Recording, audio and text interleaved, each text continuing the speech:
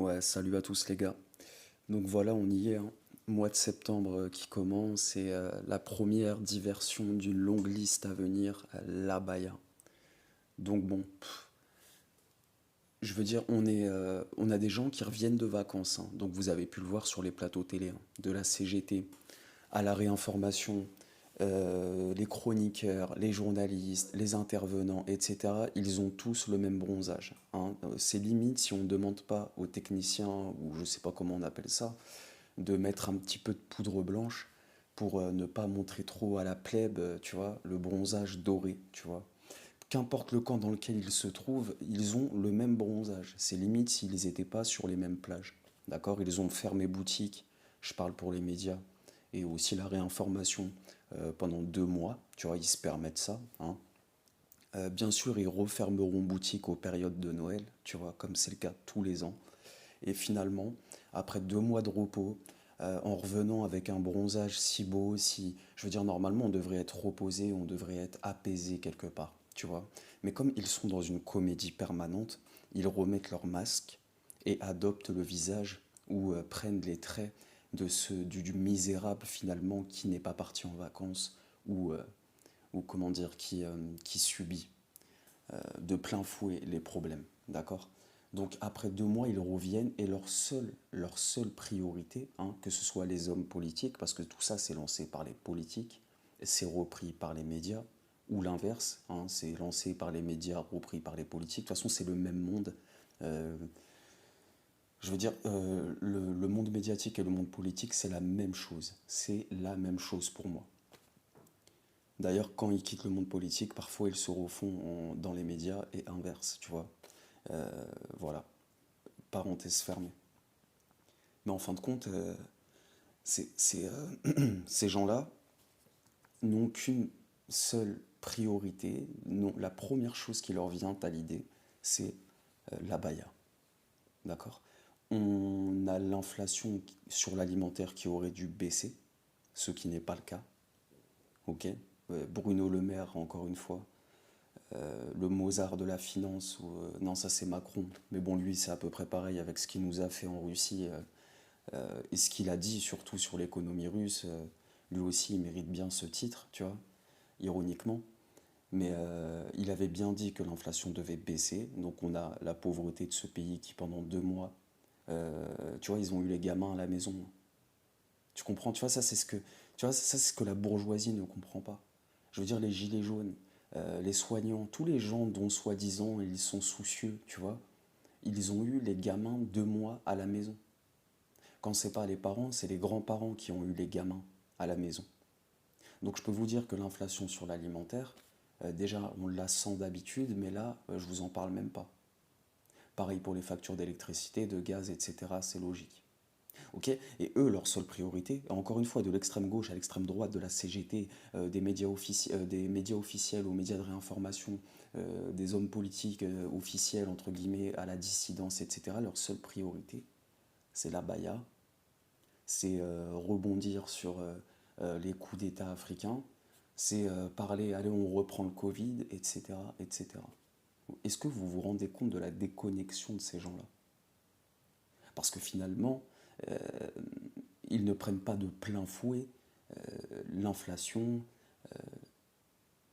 et tout ce qui va autour. Tu vois, ils ne le prennent pas de plein fouet.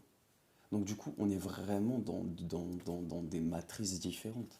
Tu vois, je suis désolé, il y a un moment, il faut mettre de côté ta religion, ton origine, tout ça, je m'en tape de ça.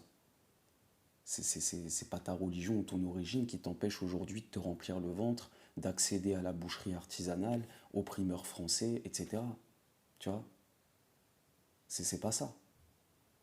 Et en fait, après 2 mois de repos, ces gens-là reviennent et nous parlent et rassemblent sur l'abaya. Mais les gars, c'est surtout que là, bah, il n'y a plus rien à bouffer, tu vois.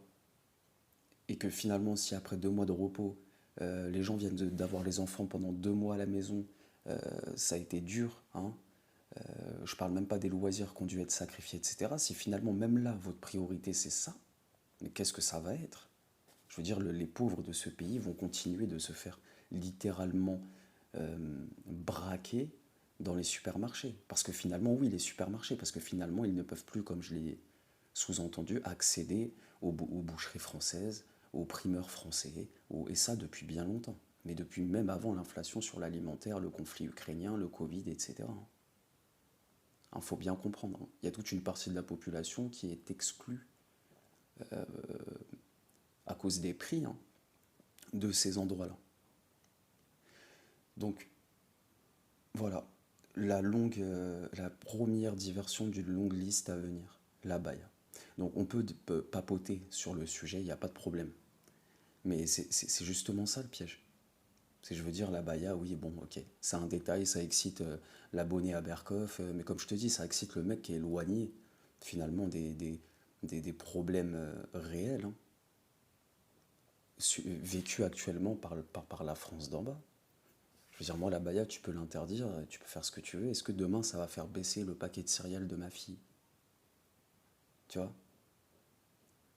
Et quand tu parles de ça, du paquet de céréales de tes enfants, t'as certains arrogants qui viendront te dire: ah, mais les céréales, c'est pas bon, tu vois. Ouais, mais désolé, moi, mes enfants, je les ai masqués déjà pendant des mois pour protéger l'arrière-train de diabétiques, tu vois, obèses, qui bientôt, enfin, qui n'attendent qu'une chose maintenant, c'est de valider le sacrifice, hein, de la jeunesse française, comme les Ukrainiens, tu vois.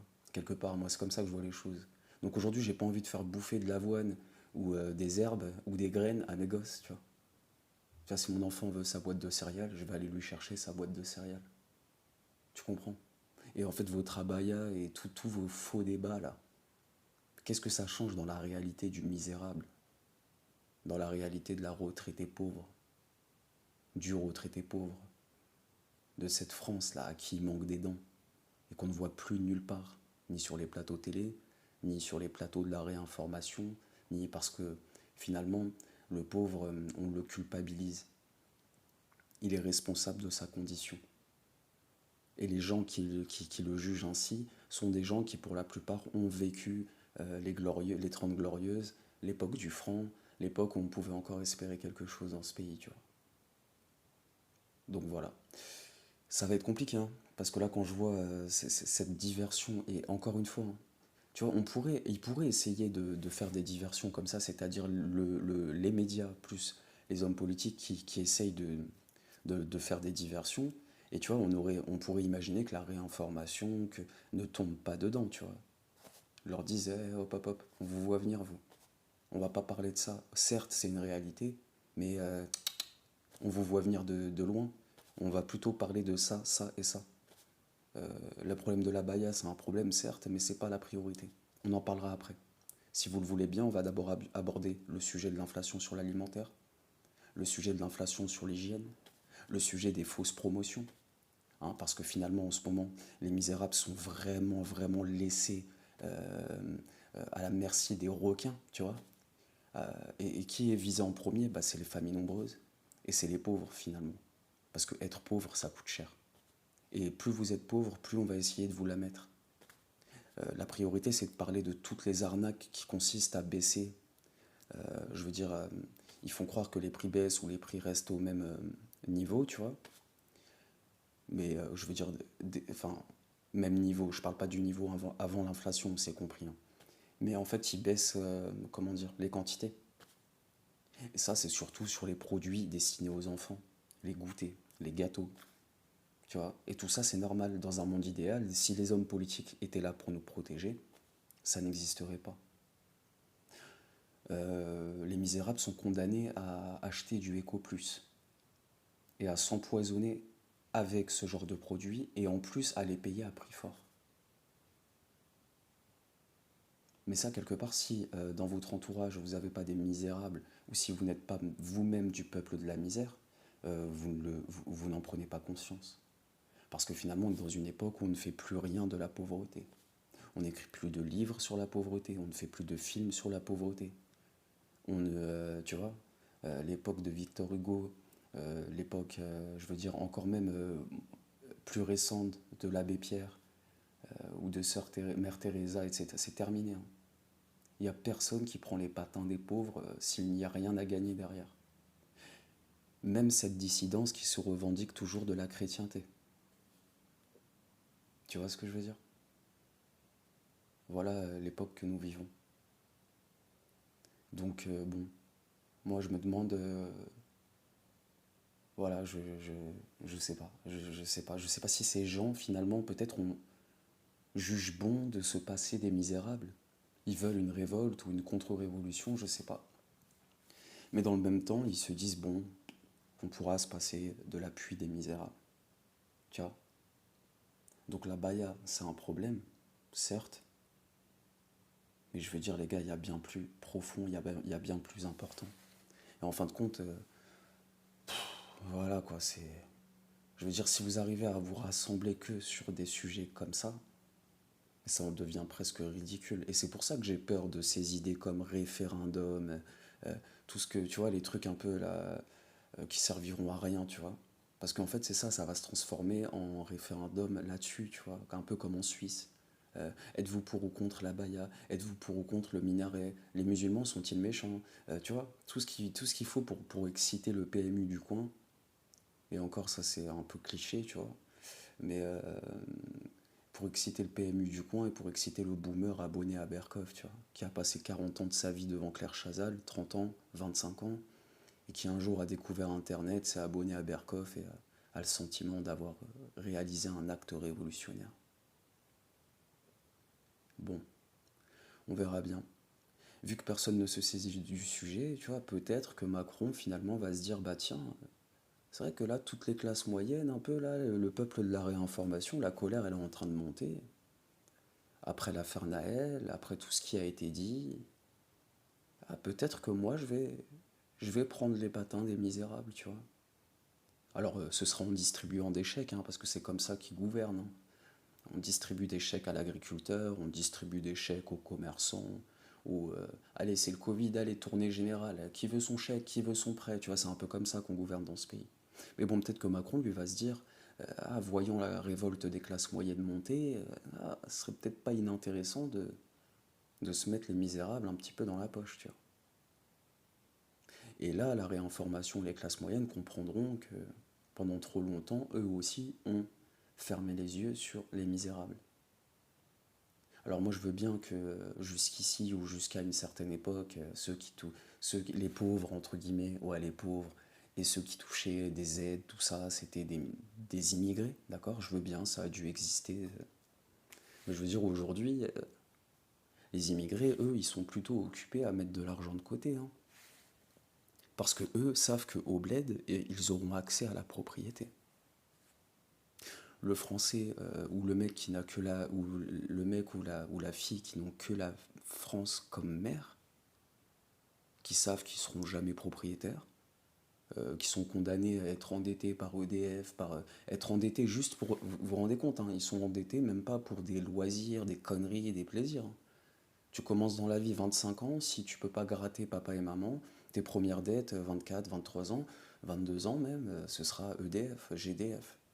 Tu comprends? Les factures d'eau, tu vois, ça t'étrangle un homme, hein, clairement.